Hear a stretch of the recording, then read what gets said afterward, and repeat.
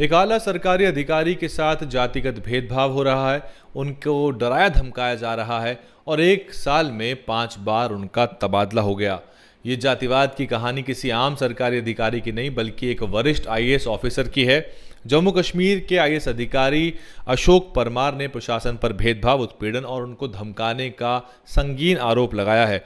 उन्होंने कहा कि जल शक्ति विभाग के कुछ अनियमितताओं और भ्रष्टाचार को उन्होंने उजागर किया, उसका भंडाफोड़ किया, जिसके बाद उनको जम्मू कश्मीर प्रशासन उनके साथ उत्पीड़न कर रहा है। एक साल में 5 बार उनका तबादला हो चुका है और वो कह रहे हैं कि ये सब मेरे साथ इसलिए हो रहा है क्योंकि मैं दलित हूँ। ये घटना है भारत की, भारत में जहाँ निचले तबके से लेकर राष्ट्रपति तक के साथ जातिगत भेदभाव और अत्याचार इस देश में हो जाता है।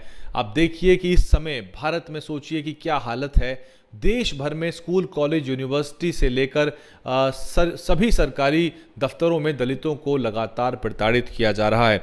हालांकि अशोक परमार ने इस मामले की अनुसूचित जाति आयोग यानी कि नेशनल कमीशन में शिकायत दर्ज करवाई है। साथ ही साथ उन्होंने गृह सचिव को यानी कि होम सेक्रेटरी को लेटर लिख के निष्पक्ष जांच की मांग की है। उन्होंने कहा है कि उनको अब तक 2 हाई लेवल बैठकों से बाहर निकाल दिया गया और आला अधिकारियों द्वारा उनको अपमानित किया गया और उनको अब ये डर सता रहा है कि उनको झूठे मामलों में ना फंसा दिया जाए। जी हाँ, जहाँ ये अधिकारी ईमानदारी से भ्रष्टाचार का भंडाफोड़ कर रहा था, वहीं अब उसके ऊपर झूठी कार्रवाई और झूठे मामलों में फंसाने का जो खतरा है वो मंडरा रहा है। और यही सबसे बड़ा एक टूल के रूप में इस्तेमाल किया जाता है कि जहां दलित अधिकारी अपने हक अधिकारों का इस्तेमाल करता है या ईमानदारी से नौकरी करता है या किसी गलत काम को डिपार्टमेंट में नहीं होने देता, तो फिर जो मेरिटधारी लोग हैं, जो तथाकथित मेरिटधारी लोग हैं, वो उसको झूठे मामलों में फंसाते हैं। 1992 बैच के आईएएस ऑफिसर हैं अशोक परमार, गुजरात के रहने वाले हैं, आप सरनेम से समझ गए होंगे। और वो पहले डेप्यूटेशन पे थे केंद्र में, बाद में उनको वापस अपने एगमट कैडर में भेज दिया गया 2022 में। और जो अभ्यर्थी यूपीएससी की तैयारी करते हैं वो जानते हैं कि एगमट कैडर क्या होता है। AGMUT यानी अरुणाचल, गोवा, मिजोरम और यूटीज, और जम्मू कश्मीर क्योंकि एक यूटी है।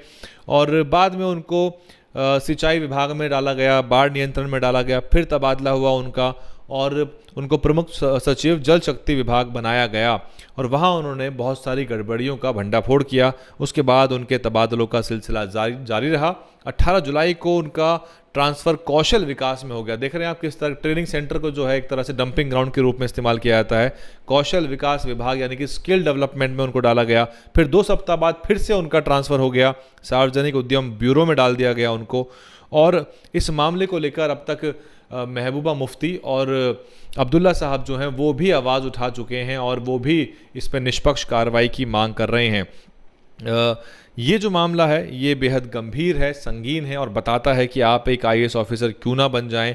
आपको इतने आला दर्जे पर पहुंचने के बाद भी इस तरह का जातिवाद झेलना पड़ता है। ये इनकी गलती केवल इतनी है कि ये ईमानदारी से काम करके भ्रष्टाचार को एक्सपोज करना चाहते थे, लेकिन ये दलित समाज से आते थे और वहाँ जो कॉकस बना हुआ है, जो नेक्सस बना हुआ है, वो नहीं चाहता था कि कोई भी अधिकारी उनके सारे के सारे उस इलीगल सिस्टम को ध्वस्त कर दिया। और इन्होंने जो अनियमितताएं सामने निकाली उसके बाद अब ये ही प्रताड़ना झेल रहे हैं।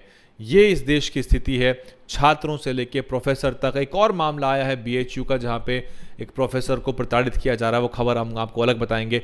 डॉक्टर रितु एक अडॉक प्रोफेसर हैं, असिस्टेंट प्रोफेसर, वो भी दिल्ली यूनिवर्सिटी में आर्ट्स फैकल्टी गेट पर धरने पर बैठे, उनको बर्खास्त कर दिया गया, नौकरी से निकाल दिया गया है।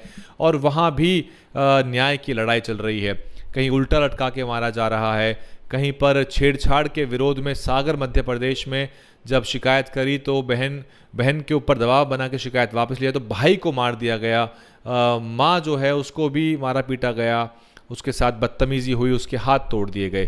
देश का कोई सा भी ऐसा इलाका नहीं जहाँ से इस तरह की जघन्य अत्याचार उत्पीड़न खबरें निकल के ना आती हों, लेकिन एक आईएएस ऑफिसर के साथ इस तरह का सरेआम खुलेआम जातिगत अत्याचार होना और उसकी शिकायत करना नेशनल कमीशन में और गृह विभाग को, ये बताता है कि जो आरक्षण को लेके हमला बोलते हैं कि आर्थिक आधार पे होना चाहिए, उनको समझ जाना चाहिए कि आरक्षण जो है वो शोषण के आधार पे, वो जातिगत भेदभाव के आधार पे है और वो आर्थिक संपन्नता, उन्नति नहीं देखता है। डीएन हिंदी पे इतना ही। पूरे घटनाक्रम पे आप क्या कुछ सोचते हैं? इस वीडियो को शेयर जरूर कर दीजिए अगर आपने यहाँ तक देखा है, क्योंकि ये खबरें टीवी नहीं दिखाएगा, अखबारों में इसकी बड़ी रिपोर्टिंग नहीं होगी और चुनिंदा बहुजन मीडिया ही आप तक इन खबरों को पहुंचाता है। इसलिए शेयर करिए, ज़्यादा आवाज़ उठाइए।